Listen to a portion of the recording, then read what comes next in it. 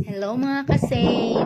Naaday mi ani sa Basak Lapu-Lapu kay schedule ni Maxi for panoramic dental x-ray.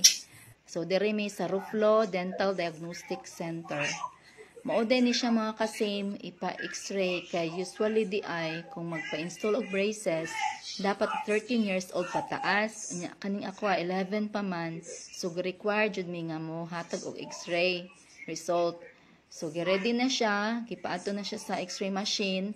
Hopefully, ang result ani niya sa lower nga teeth fully developed na kay last x-ray na mo pag December, ang nakita is ang upper part lang ang fully developed. So, muto naka-install og braces ang upper niya. So, hopefully by next visit na mo, okay na yung result sa lower para ma-installan na po siya sa ubos. So, gisugda nag-scan mga kasame. Diha ni mo makita if ang result okay, pero ang dentist naman makakita ako di man ko kabalo ako rin magtanaw okay siya, pero dentist na siya maka-decide sa tanan. So diha makita mga kasame need jud siya nga ipa-align yang ngipon.